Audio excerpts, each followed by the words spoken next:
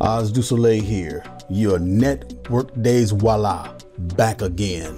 In the last video, I messed something up with network days. Now, the Power Query piece, that is still accurate.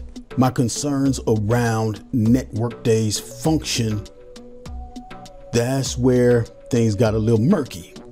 After that video, Bart, John McDougall, they asked me why didn't I use NETWORKDAYS.INTL.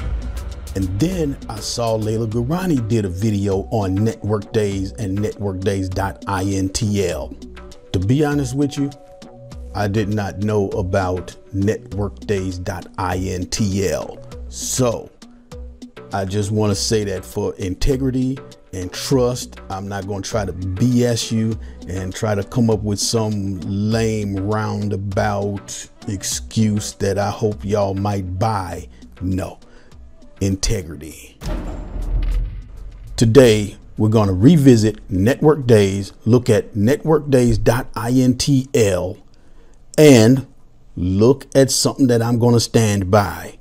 Is this stuff gets really messy when you add in reality. Here we've got dates from the 1st of January down to the 28th of February. There's a total of 59 days. How many Saturdays and Sundays? Because we're considering that our weekend, 18. We want to remove 18 days. That means being open Monday through Friday, not counting any holidays, that's 41 network days. And when I use the network days function, there we are. We've got 41. It only takes out weekends. We have to use the optional holiday piece in order to take out any holidays. Now, what if we work at a place that's not open on Mondays? 59 total days. There are 8 total Mondays. So we take the 8 from the 59 and we wind up with 51. And then I use network days. Let's do that equals network days INTL, start date, comma, the end date. There we go, comma. Now we get this list. Our weekend is Monday only. So we need a 12 right there. I'm going to double click, enter, 51. And then if I want to add holidays, go here, comma. Here are the wonderful holidays that I used in the last video. And I didn't talk about Wait Until Dark Day, my favorite movie of all time, with Jack Weston, Ephraim Zimbalist Jr., Alan Arkin. Yes, the 1967 version of that movie. Anyway, here we go. Highlight the holidays, close parentheses, enter. January and February, we only have one holiday. Let's verify that. Right, New Year's Day. We don't have another day until Lewis Johnson's birthday in April. Reality strikes.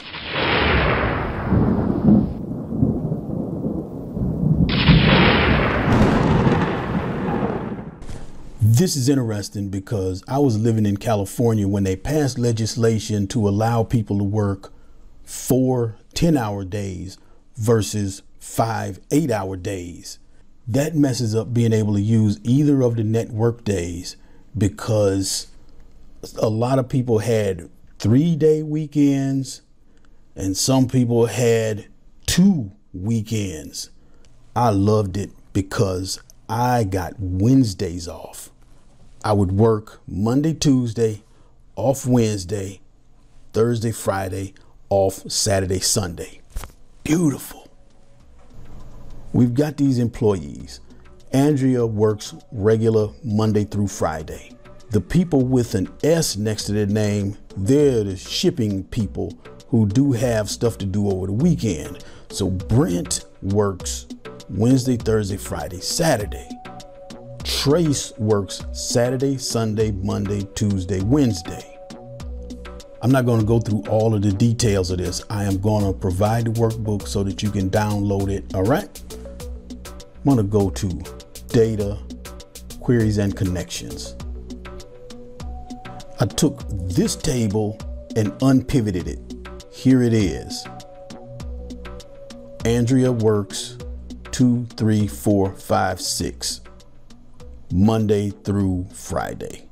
Ebenezer works 2 days a week, Monday and Tuesday. Now let's go back here. I've got my days going from the 1st of January down to the 31st of August. How many work days does each person have? And I have a drop down list here where we can change it to trace. How am I doing this? With the dates, I have this check column.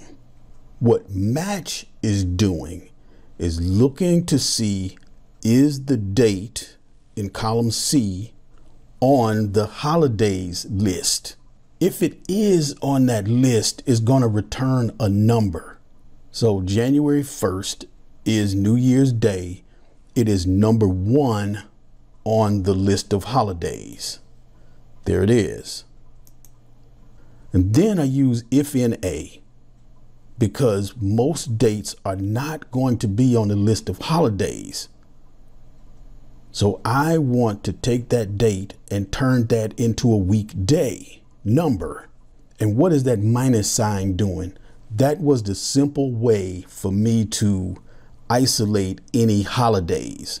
Let's scroll down and look at something else. The negative 5, 6, 7, 8, 9, that matches up with Independence Week. They're the 5th through 9th positions in the holiday list. With those being negative numbers, they're out of the way. I don't have to worry about making them blank or identifying them as holidays. No, I'll never want to match up -4. Okay, the next thing, once I've got trace, I use the filter function to identify the days that trace works.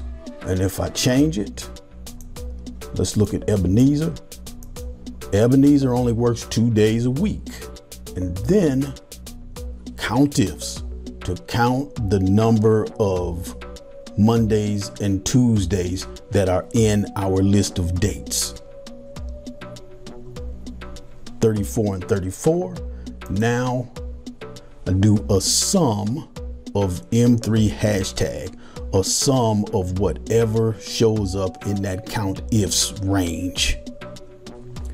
Ebenezer has 68 total work days from the 1st of January to the end of August.